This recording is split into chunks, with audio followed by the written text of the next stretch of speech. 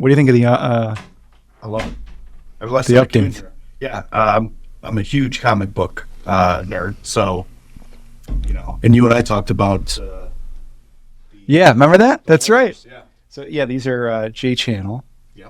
and These work perfect. I mean, it's a couple of bucks for yeah, for 12 feet of J channel. So yeah, these are just like essentially cut. I think it was 16 feet actually. I remember driving down the street and I had it sticking out yeah, like the front passenger seat window yeah, of my car. But yeah, yeah. It yeah. worked perfect. It probably do a good job of some sound deadening and reflection. Yeah, definitely noticed that once I put them up and I threw the comics in there, Yeah, it got a bit more appropriate, less echoey I love that. on the sound. So yeah, Yeah, I don't think you were ever in my old office, but my old office decor was very, very similar. oh, was it really? Yes, like comic book and old school comic book stuff everywhere. It was awesome. Yeah, you can see the '90s, Mm-hmm. early '90s showing through here. A lot of 1992, 3, 4s. This is all personal collection. Like, Yeah, this is your stuff. I yeah. love that. And I didn't, with comics, I collected them, but never went. I liked having them. I didn't go to extreme on. These aren't. They're obviously up here because they're not in mint condition, but they're not in Right. garbage condition either. No, but I think as kids, like I was the same way. Like I wasn't a collector. Like I read them because I wanted to read that specific Yeah. edition or that episode or whatever. But yeah, now I'm a collector. Are you? That's awesome. Yeah, yeah. We'll definitely have to share some notes on some of this stuff because getting a little older here, I'm probably more appreciative of the value. And these things for me are like functioning art. Mm-hmm. Like they actually, you can interact with them, Yep. so I think that's pretty cool. But I don't usually there's a couple on here that I think might be worth a dollar or two, nothing crazy, but there's a couple but I kept a lot of the ones that I know that I have that are a bit more valuable. They're not on the wall. Yeah, that's smart. Don't put them on the wall. Protect them. Well, thanks for coming in, man. Yeah, of course. All right, so on this show, we're spending time on the Buffalo economy, and at Lighthouse, what we talk a lot about is lighting up the Buffalo economy. That's the purpose of the company. But really want to spend more time diving into kind of in-depth conversations with people in the Buffalo business community and getting into the weeds on Buffalo business, because we don't have a lot of conversations that are out there that we can grab a hold of and listen to about what's going on in the Buffalo business community, like really in the weeds on it. Mm-hmm. And there's a lot happening in the Buffalo business community, a lot of change that's happening. We're watching, businesses that have been around for a while start to kind of go to their next step, whether that's they go out of business or some are selling and some are transitioning to new ownership and things like that. We've got new ones that are coming in. And then we got a lot of folks that are trying to keep on keeping on. Yeah. And there's been a lot of change that's been happening over the last several years. And technology is kind of at a big part of that for a lot of people who've been trying to change their businesses and evolve them over the last several years, especially. So let's do this. Why don't you talk a little bit about your business experience? Talk about your company, your experience on building a company and kind of changing it over the years and evolving it through to where you are today. And then let's get into, I know we want to talk about like looking at a company on the technology strategy side and like how do we look holistically at a company and look at how it's doing technology and how do we develop a strategy, because I think there's a lot of people out there who have no idea how to develop a technology strategy. So, but yeah, start first with your experience and your story and that, and then we can go from there. I'll go back to the beginning, which is I grew up in a entrepreneurial family. So my father retired from Fisher-Price, right? Local guy, local company in Buffalo or East Aurora. And he, my entire life, had a side business of cleaning chimneys. Oh, he which is did? Such a Buffalo Yeah, thing, yeah. right? Yeah. Yeah, I don't think I've ever ran into anyone else that's cleaned chimneys. It's a pretty, pretty unique, super niche thing. And and so I always say, you know, right around 12, I traded in Saturday morning cartoons for my first job. Yeah. And so as soon as I could, my dad started taking me in cleaning chimneys, and looking back, really laid the foundation for being an entrepreneur. Right. I remember one of the first things that he did. If you could imagine a fireplace, there's all kinds of nooks and crannies inside the fireplace, including a, not visible to the eye, what they call a smoke shelf, which is behind the damper way up inside of this fireplace. And it's one of those things that you can completely get away without cleaning it. The homeowner would never know if you didn't do it. My dad was smart and he knew this, right? So, and it was a pain to get in there, and I was small, so it was easy for me to get up in there with the tools and stuff. And I remember my dad would say, listen, this homeowner here, this guy cleans chimneys. He's going to know if you didn't do a good job. Make sure you get in there and you clean that smoke shelf right. I was like, okay. Probably about after like the fifth time he had mentioned that, he would kind of drop it in there here and there. And like after the fifth time, like, I don't think all these people do chimneys. Like, it's such a rare thing. Like, nope, these people aren't doing chimneys. But that was my dad's way of like, listen, do a good job. Attention to detail matters. Yeah. Act like they're going to find out, right? Act like they're going to actually inspect that. That's great. Yeah, and that was something that carried through. I joined the Marines at 17, and I remember same thing. We would do these inspections in the Marine Corps, and one of the things they inspected was if you polished your belt buckle. Well, okay. One of the first things they do when you're standing in line at this inspection is they have you remove the belt buckle, and they check the back.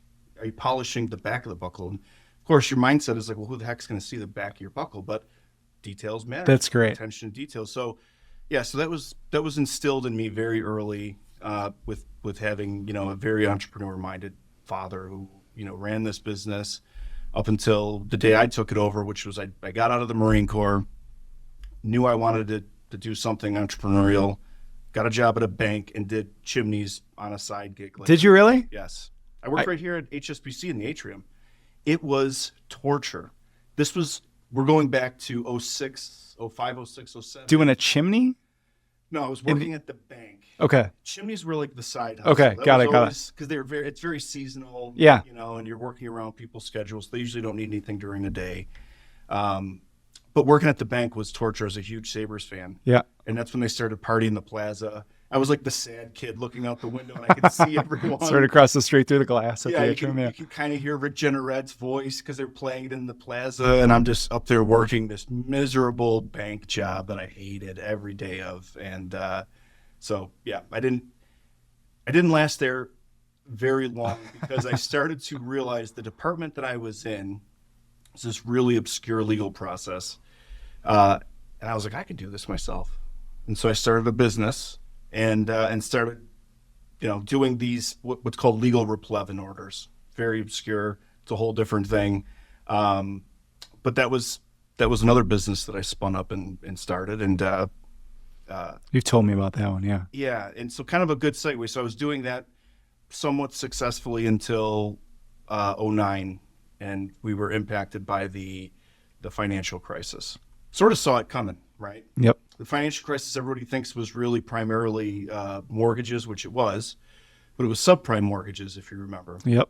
We were doing these replevin orders, which is to repossess large pieces of commercial equipment. So this could be like a street paver that cost $1 million.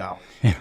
And I saw people that were like, the bank would approve this guy for $1 million loan, and he had a credit score of like 480. And I was like, wait, why?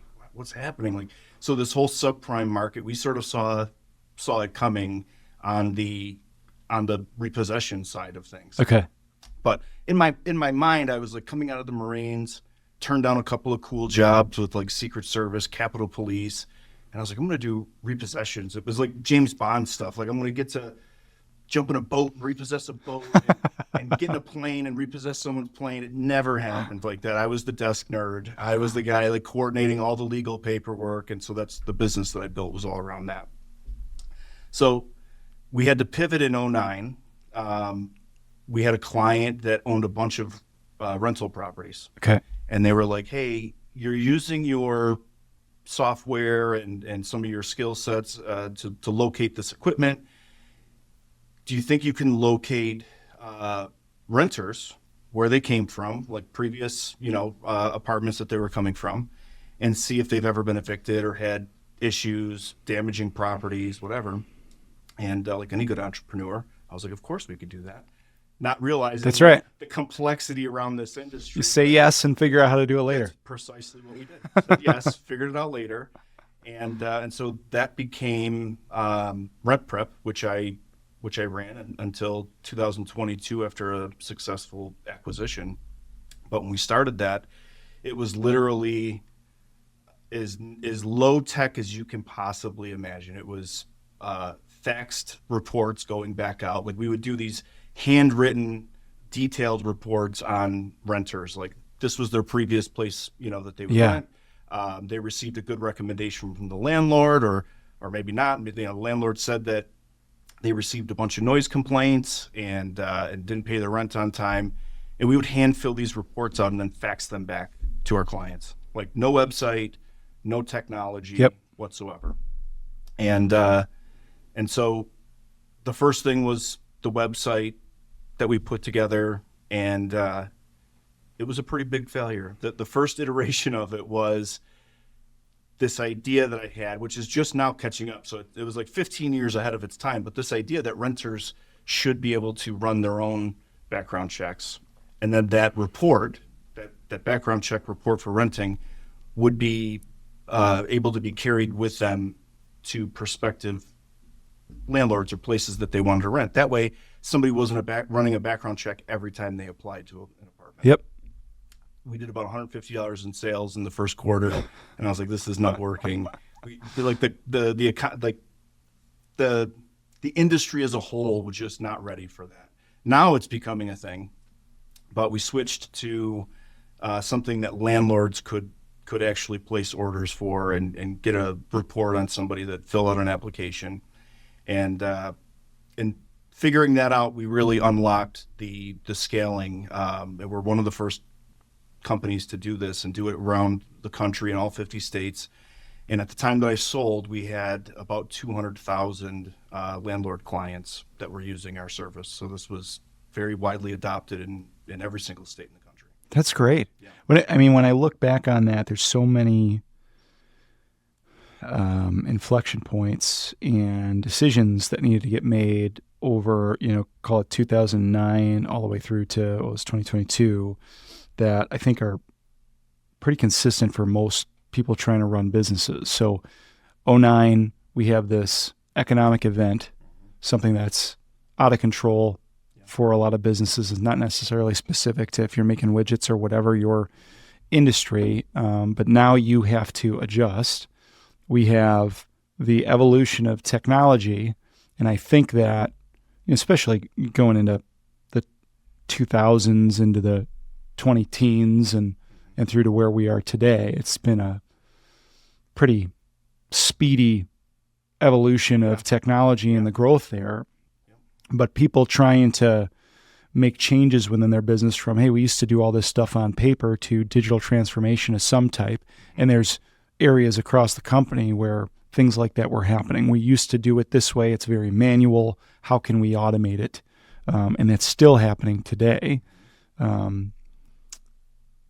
And then the pivoting of the type of business potentially that we're in, because maybe there's been things that have happened out there in the industry, or we're getting customer feedback one way or another that's telling us like, hey, what we were doing before, maybe we need to either do that differently or do something else entirely different.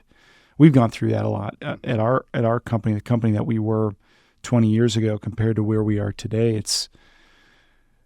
There's a lot of difference there, and we've had to make some adjustments, especially in the last 5 years. So can we talk a little bit more about like those details? So like talk about, we're going to end up getting into tech strategy, but like in going from, hey, we were doing stuff manually. We were doing this all by hand. We were faxing things over. What was it like recognizing we need to modernize? Making the kind of call, or investigating, I guess probably first, like what does that even mean? What does it look like? What are our options? And then getting people on board. Because it's easy if you're the only person Right. and going, hey, I'm going to stop doing it this way. I'm going to start doing it this way in a more automated, efficient way. But sometimes you got to rally some folks, and change, as we're watching every day happen out there in the world, is just not something that us human beings are Well, and I think accustomed to doing pretty quickly and easily. so, and I've been through all different types of change. So the first, when you're talking about like going from faxing to using technology platform, that was like unanimously approved. Like everybody was like, oh my Okay. God, we need to do this. It's going to make, and it was really looked at from like an operational efficiency perspective. And that was still back then. That was in 09 or 2010 or whenever that. 2011. 2011. Okay. Yeah. So that was in 2011. So we had a couple of years of doing it this very labor intensive way. And so this decision was really an operational efficiency driven one, not necessarily like I'll be honest with you, I guess I didn't appreciate the full scope of what that would unlock. Right? Okay. Like, if we're on the internet and creating all of this content, which is a whole different story and how we got into that, but creating all this content and really trying to go state specific with some of the states that we want to enter into these markets, I didn't appreciate the impact of scale that would have. So at the time, it was almost completely driven by operational efficiency. So that was an early decision. Once we unlocked that and figured it out, future decisions became not only operational efficiency, but scale, and how do we bring and digitize product and services.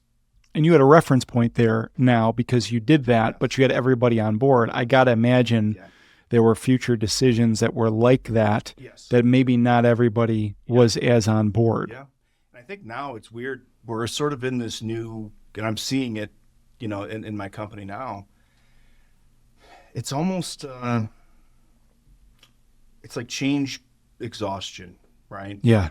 Like we're not implementing something remarkably new, but maybe it's more efficient, or it includes more things, and it makes sense to try to migrate as much as you can onto a single platform instead of using 10 different technologies and 10 different functions.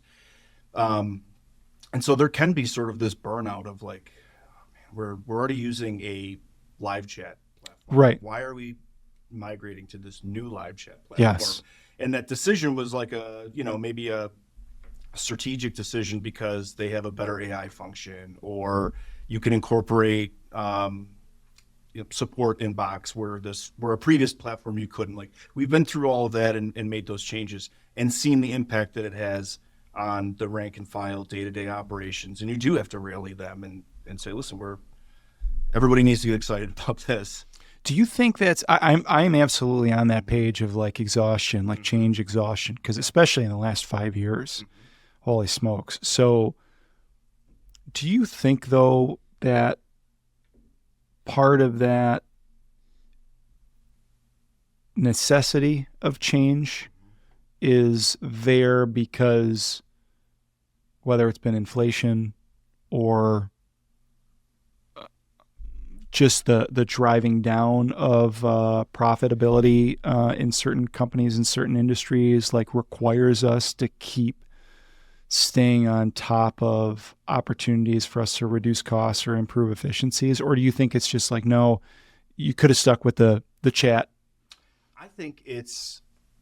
I think now, which is something that businesses should really be paying attention to, because I would say the majority of our decisions to make a change came from feeling like this is a no-brainer and we have no choice, right? So we would typically go with, the technology that worked for the day.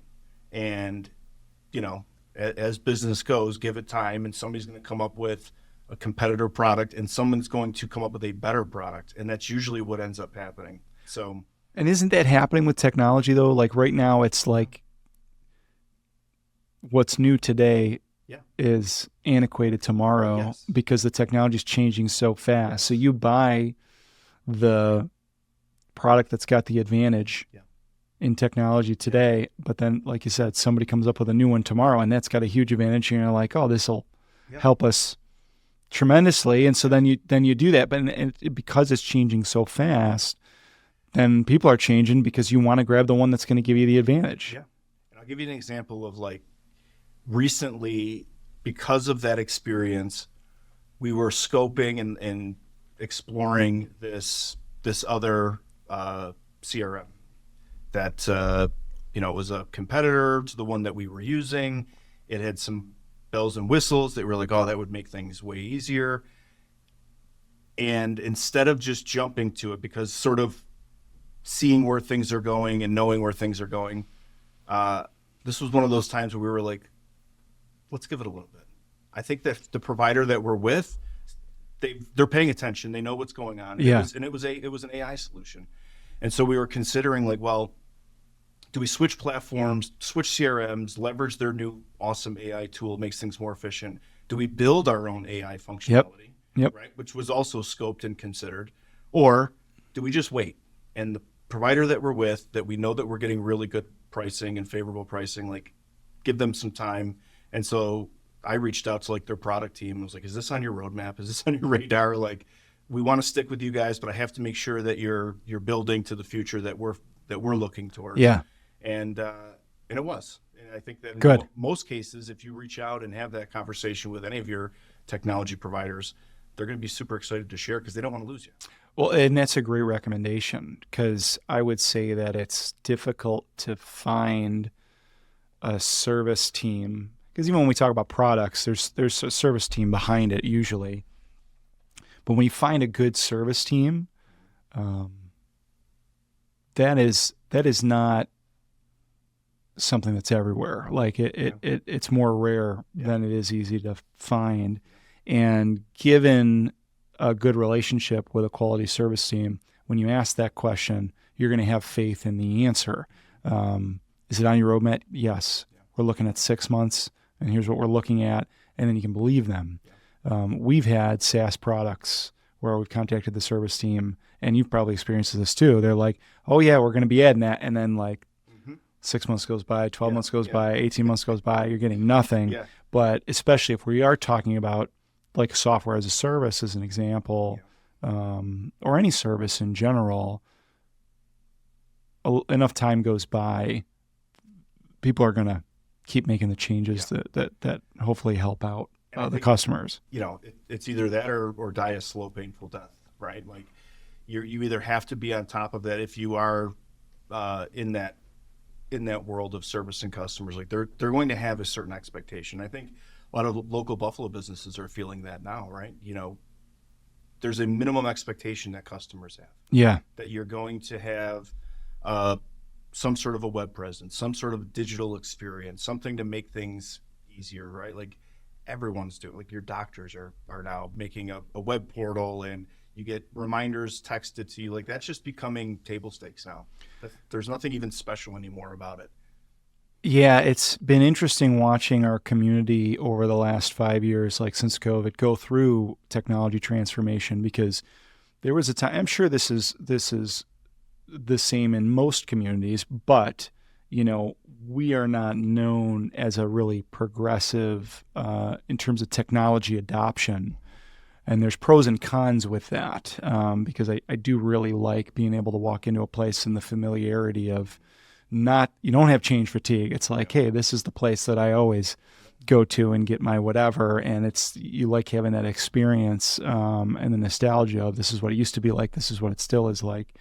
But, there's a lot of people that find it very difficult when they were trying to check out at the store and they had never used like an automated kiosk to do that. It was always a person that checked me out. Now we're at the point where we're past that. Right. In a whole bunch of customer service experiences. And so people are much more used to, I think, in our community being serviced in a way where technology is involved, which allows things to be more customized or more efficient, making your reservation on your phone, ordering the food off the menu from your device or things like that. I'm not advocating that everybody should do that, just simply saying that it helps when culturally we can kind of be on the same page, because it's really difficult when people fight against the technology, which can make the business more efficient too. Yeah.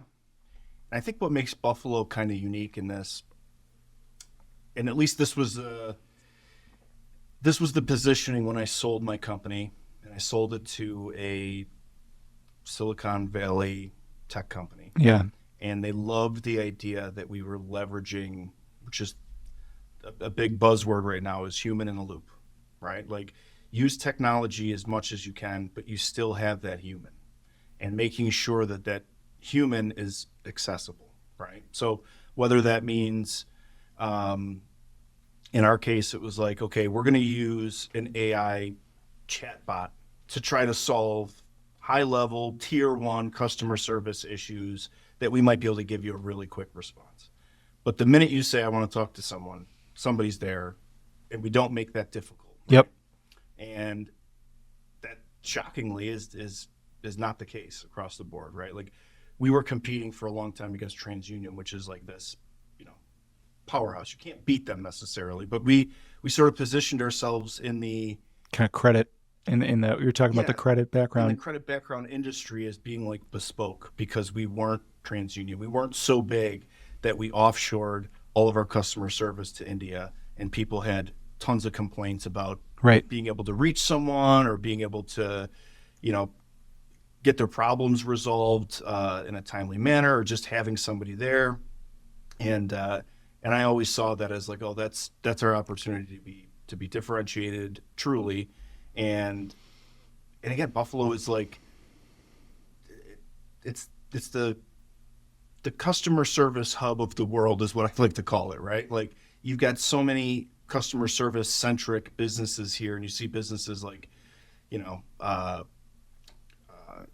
Independent Health, Amazon, Yahoo, right? Like, all of this here, because you have this labor force that they don't have all the blue collar work. And so this has been sort of a perfect segue. And that was my pitch to the tech company, that we should keep the human in the loop, and we should keep it in Buffalo, because this is where you're going to get the best candidates for this work, and be able to put the right team together. And I think so far we've been right in that.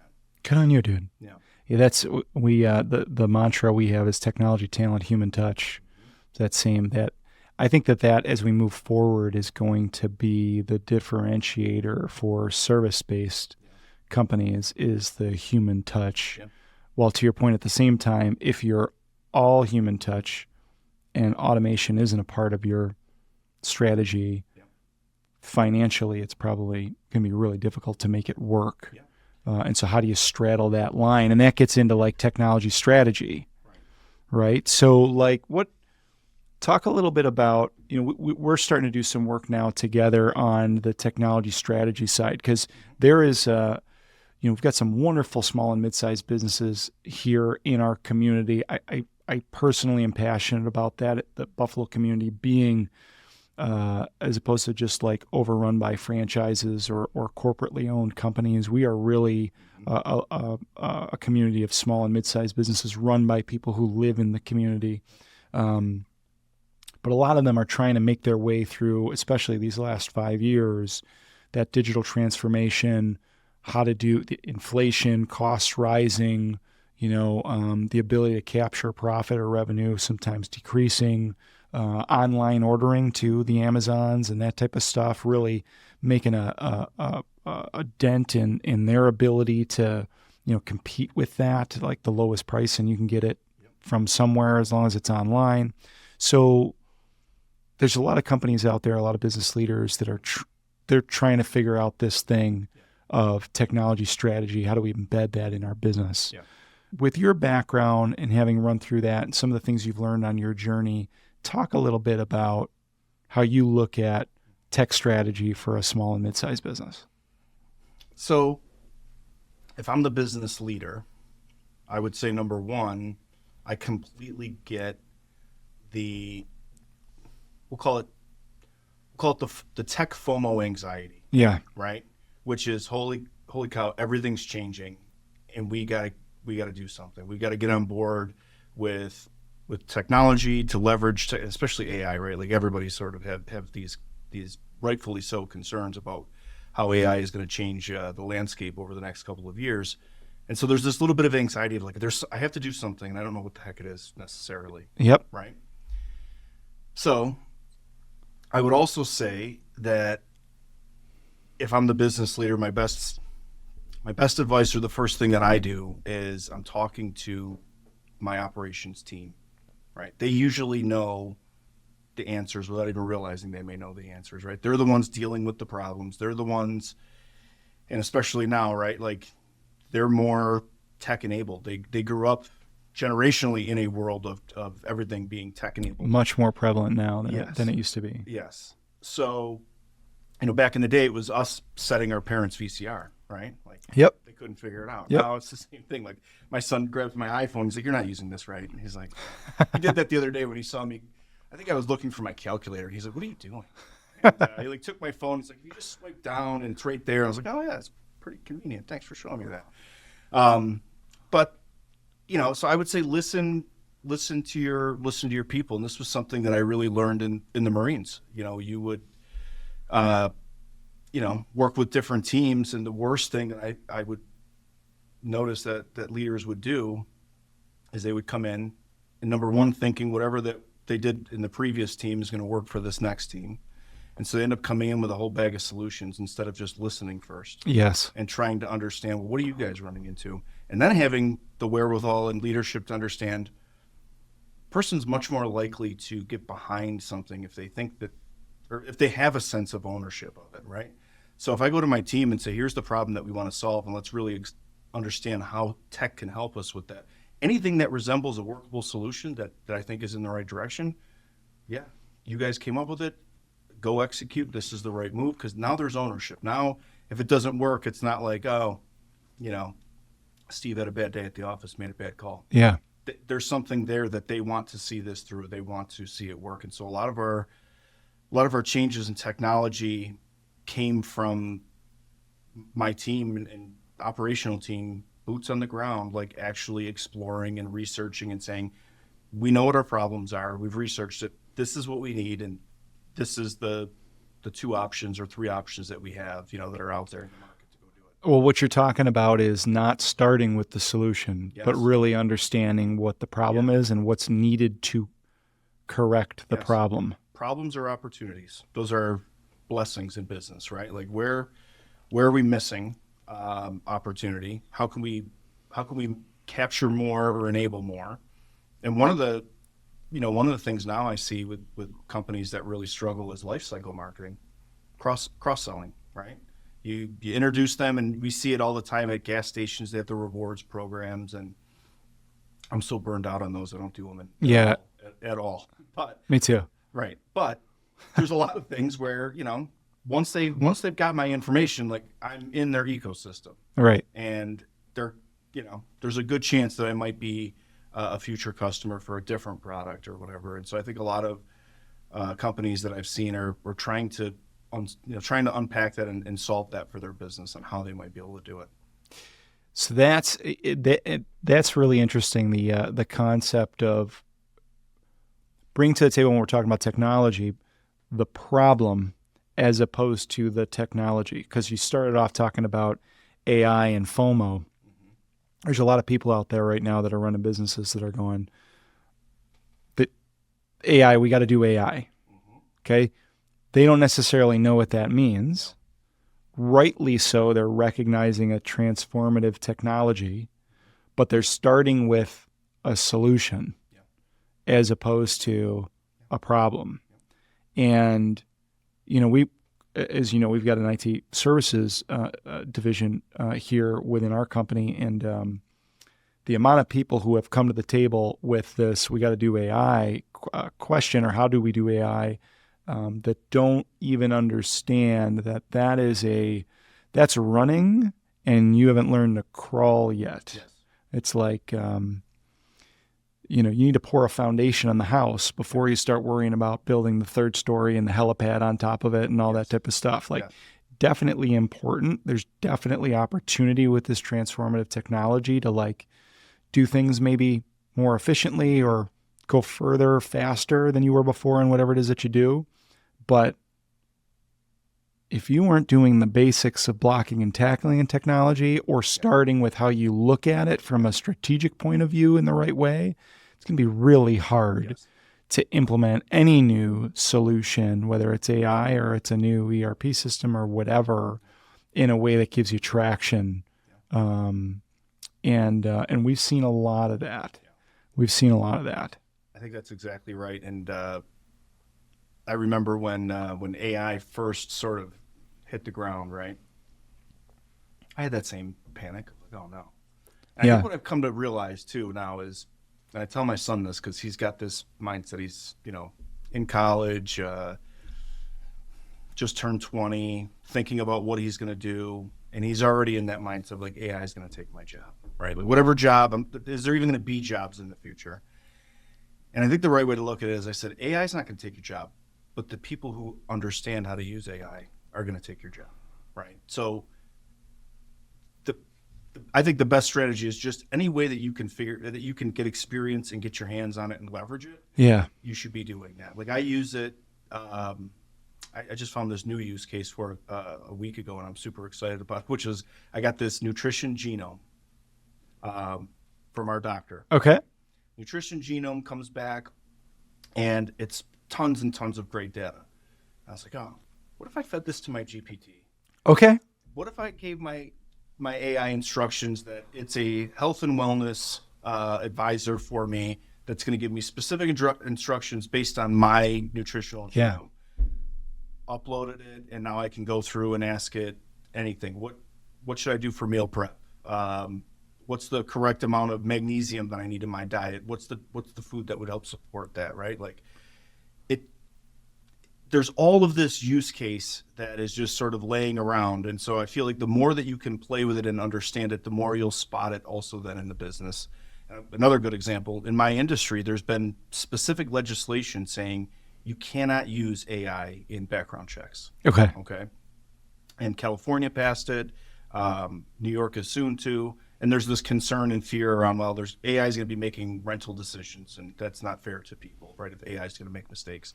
Right, different from human beings doing it, because that's totally fair. Right. Humans don't make mistakes. Right. Exactly. Yeah. So, but when I hear that, I'm like, okay, well, where's the guardrails there, right? Like what lane do I have to stay in, but how can I use AI? So the one thing that we started doing was looking at AI for like an internal tool. Yeah. We can prompt the AI with all of our state-by-state regulatory compliance issues, right? And normally we would just go to like a glossary that we created, and you're using a search function to search inside of this gigantic Word document, basically, is like an SOP. Yeah. Well, now AI can just tell you. And we know that the information's correct because it's what we prompted it with. Yep. Right? So you're reducing that issue of there's going to be a mistake. It's like, no, we gave it the exact answer. We're not using it to make decisions in the background check. We're using it as more of an internal tool that a screener would use, and helping to make them more efficient. So, but having that at least minimal level of how AI works, what you can use it for, where it's usable, where it's good, I feel like that's important. So one of the pieces of advice I would give any business leader is even if you're not a tech person, just you got to play around with it. It's unavoidable, I feel like, at this point in the world. You have to have some experience with it. With AI, yes. So I think that there's probably a more basic way to even break that down, because at a lot of small and mid-sized businesses, I think especially in our community, you said it earlier, there's whoever the leader of the company is, whether that's the owner or the president or the manager of the business line or whatever, not everybody is technology enabled or as forward thinking and or maybe even comfortable. Some people might be really uncomfortable doing the investigation on things like a new technology like AI or whatever. Who is it?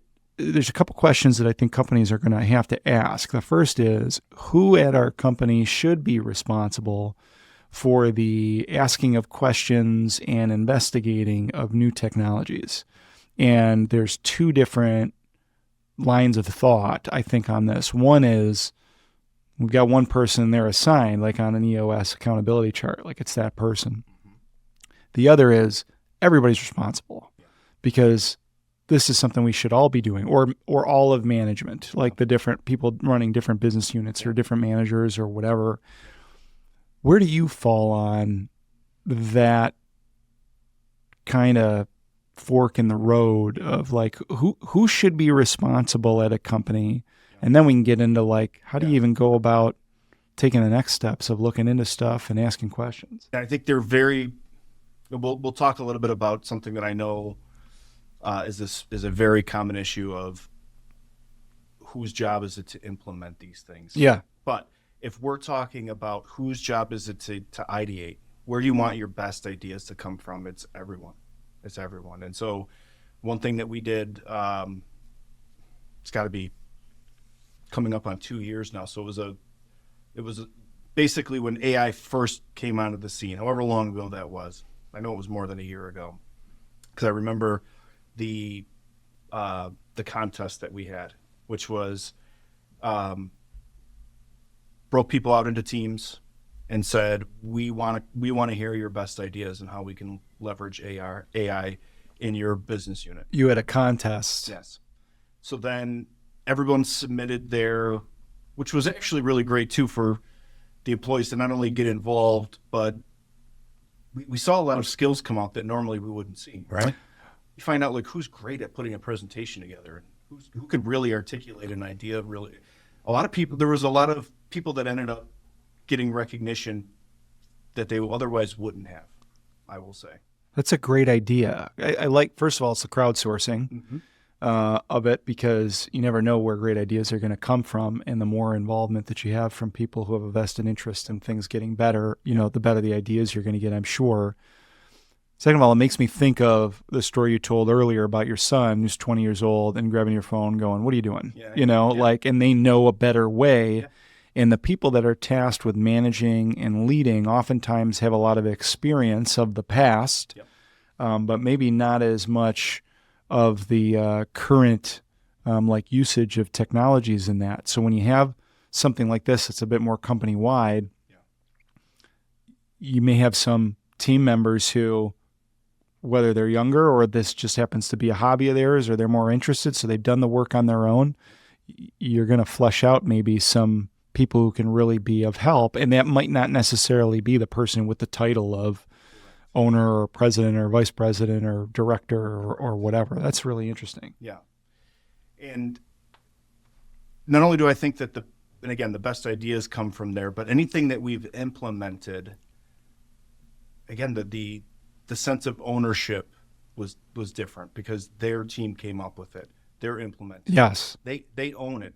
It's going to be successful. It's not like, again, like, oh, this was something I was told to do and now I'm being delegated. And you're almost instilling an entrepreneurial spirit in them because now they have there's something in it that they want to see this succeed because this is their brainchild. This is their baby. That change management, that piece is probably the biggest miss that we see at companies that are trying to implement a new technology. It's got nothing to do with the technology itself. It's about the human nature and human involvement. And if people aren't bought in, it's not going to work. I mean, that's how it goes. If the people are the ones that have to use it or have to implement it or have to execute on it, if they're not into it, it's just not going to go as good as you'd like it to go. So how do we affect and get buy-in from the people on the team that need to implement and use the technology? That's a great, that's a great best practice to do that. I think the best companies out there, and certainly in my experience, and I work for a very large company now with multiple business units, multiple teams, but no question, the best companies, the best teams that I see out there are the ones that truly have a voice, right?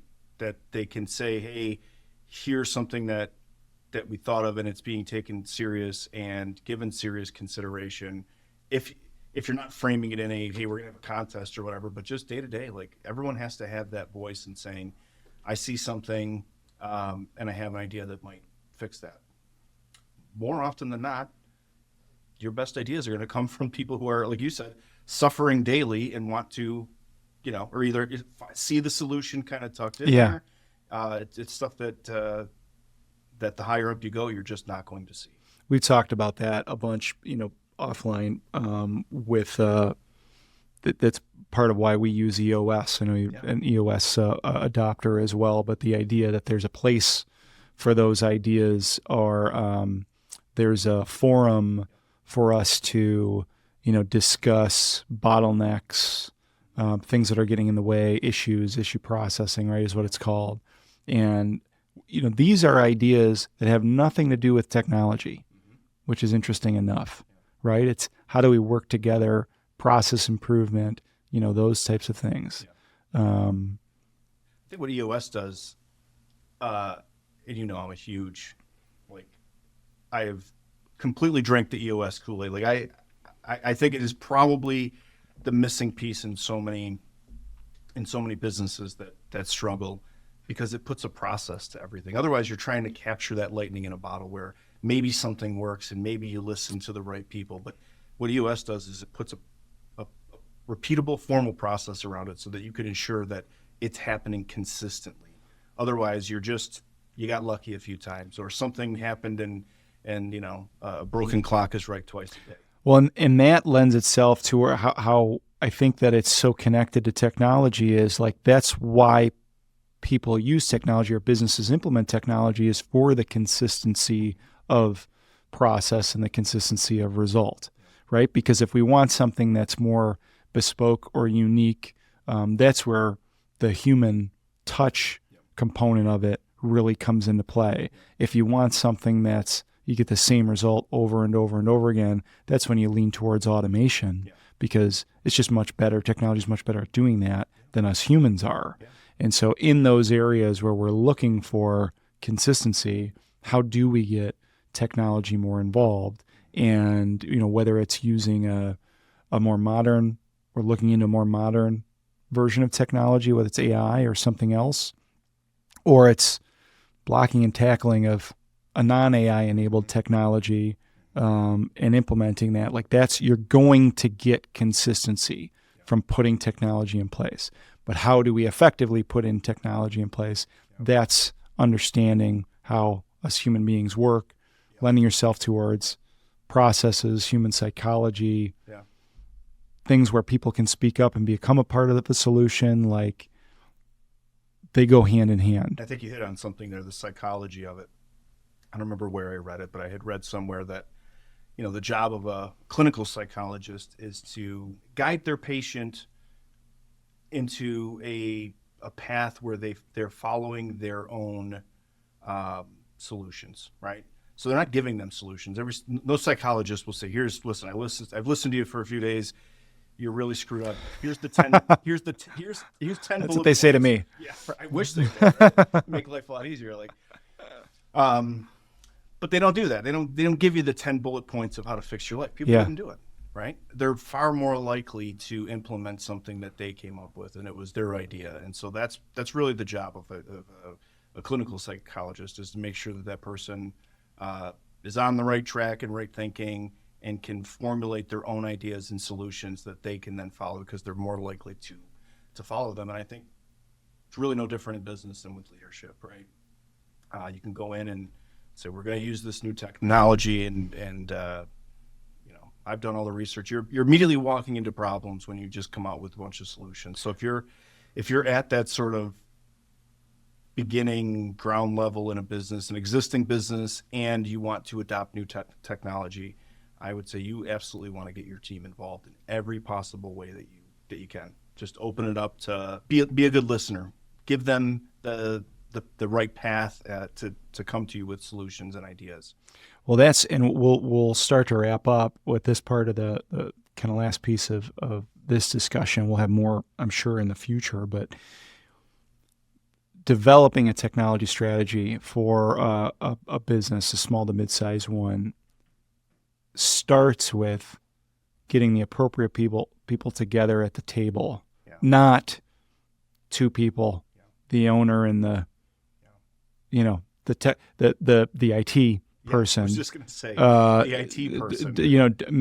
Making decisions of how technology is going to work at the company, but it starts with getting the appropriate people around the table who are involved operationally in how that business runs, understanding what the goals of the different business lines or business units or business services are, and identifying where are our bottlenecks, where are our issues, where are our problems, where are our challenges, and then collaborating and brainstorming around, okay, what would be a potential solution to this challenge or issue or problem that we have, and where can technology fit into that solution?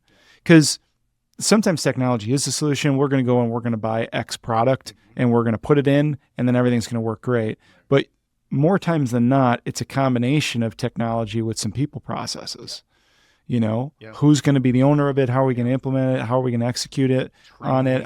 All that type of stuff, right? And I think that if we can, we're going to work together to put out more information on this idea of tech strategy for small and mid-sized businesses. I think the better we can provide some tools on how to think about tech strategy in the business community, the more people are going to recognize, hey, this isn't a thing where it's just problem solved. If we just buy a tech package of some kind, right, it's all going to work. There's a symbiotic relationship between how the people operate and how the technology can enable those people to, get rid of the issue, get rid of the bottleneck. I would say, to your point on finding the right people, right? Like, the first sort of mistake that I see a lot is assuming, and this is for the non-tech minded person who just assumes my IT guy should be able to solve all technology issues, right? Like, we need a software developed.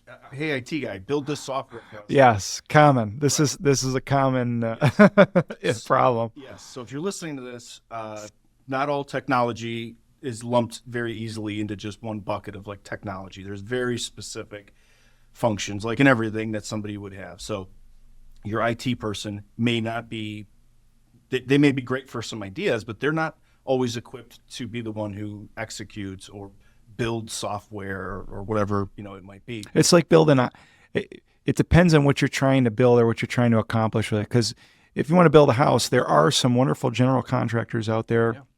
They're rare, but they know how to do the plumbing and the electrical and the siding and all this stuff. Rare, but they do exist. Yeah. Now, you're trying to build a skyscraper.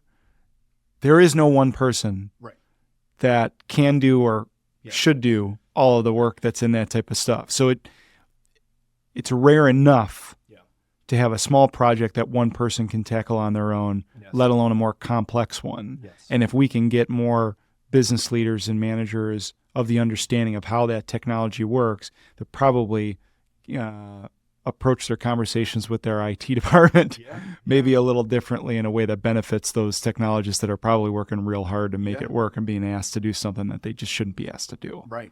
And I feel their pain too, because a lot of times they're in the mindset of like, I don't want to be the no guy. I don't want to be the one that says, I can't do this. So they're just trying, right? I've seen that, more than once. I also think that we've talked a little bit offline about this too. There's roles and positions now that didn't exist probably 5-10 years ago. For sure. That are so critical now, and they're not, like, as a local business owner, you shouldn't be afraid of hiring for technology either. And there's roles that aren't this really huge C-suite level role necessarily, right? Like and it's not even IT, like you talk about systems managers. Right. People who understand all of the different technology and systems that you have, and that's their function, right? Like they're the subject matter experts in that. And the story that I shared with you before was, we would figure things out before we had a full-time systems manager, but it was always someone's responsibility. Like, go learn this thing, right? Yep. And that's a tall task when you have, when there's all these other things going on and moving parts. For sure. Having somebody who's in that role and I can go to them, well, listen, we're going to migrate our phone system, which is going to be this pretty big, heavy lift, right? Yep. It's going to, it's got to be timed perfectly. It's like threading the needle. We got to figure out a time we can do it that's going to have minimal disruption. We have to be able to test it to make sure that it's working and we're not being, we're not disrupting business. To have somebody that we can just task with that and say, go figure this new technology out. Come back in a week, give me a full plan on how this is going to get migrated and what we're going to do. And so, yeah, I sort of see that as like a really interesting future technology role that a lot of, listen, at my company, our systems manager started at like an entry-level position. Yep. They weren't hired as, and they worked their way up. Yeah, they worked their way through it, and it was like, holy cow, it's such an obvious choice to make you the systems because you know all the systems anyway, and you have that skill and capability that if I brought something new to you, I know that you're going to go down that rabbit hole, learn it, and be able to compare it to everything else that we have. Right? Yeah. So, again, if I'm the business owner, in a local Buffalo business, and I'm thinking about what does the future look like, I'm also looking kind of on my own team to see like who might be suited for a role that's more technology facing. Yeah. And it may be a completely new role. It's never existed. Well, and that's probably, and we'll wrap with this because I think, we're on time. But again, we talked about, it's not just technology that's your solution. It's the combination technology with some people processes, or understanding the education of like, what are my employment options? What are the different types of roles, within technology? And not that you have to, know every single one that's out there, because there's a lot of different technology roles, but you can develop a strategy that involves people, because that should be a part of technology, whether it's digital transformation or technology change or whatever you're going to implement new technologies. But the understanding that there are some roles that are full-time roles. There are some roles that are part-time roles or contract roles for a defined period of time, or fractional. Yep. And so there's a lot of different options. Yep. And so as you look at how the heck are we going to do this technology thing across our entire organization, you may need some guidance, because that person might not be on your team. You may also have somebody who could be an excellent X, Y, or Z, in whatever the role is, but they might need some training. And so to your point, some of this can be homegrown. Some of it you can bring in from the outside, and there may be a place for all of that type of stuff. And looking at it that way is part of creating this is all part of technology strategy discussion. It's not just what's the tech that we're going to buy. Right. It's bigger picture than that. Right. And I think we're going to see more as we move forward, like we've talked about, especially with these small and mid-sized businesses. We don't have 100 different people that understand tech and all the different areas of tech on these teams. These are small and mid-sized businesses. So the education for the business leaders on here's all the different potential roles, understanding your own problems, your own bottlenecks, and then what are the options, both in terms of tech and in terms of like people resources and that. That's like a way to look at tech. That's tech strategy. Yes. And I'll maybe something good to close with, because I think this is often missing, is the vision piece, right? Because if you don't know what the heck you're looking at or what's out there, it's hard to formulate a vision. And most people, who run businesses understand that importance of aligning that vision so everyone's on the same. Yes. So technology, I know, can feel, like you're in a boat with no oars. Like, I don't know where we're going. I can't see the shore. I just know that there's all these AI sharks swimming around me, and we have to do something. But starting to put that together and come up with the tech strategy, the vision, and then getting everyone aligned is like giving everyone an oar and saying we're now rowing in the same direction. And so that same principle applies no matter what you're doing in business. Like, it's important to have that vision. So if I'm a business leader and I have that sense of we need to do something, I'm working on exactly that. What's the strategy? What's the vision? And that's the place where you start. I appreciate it, brother. Yeah, man. Thanks for the chat. Yeah.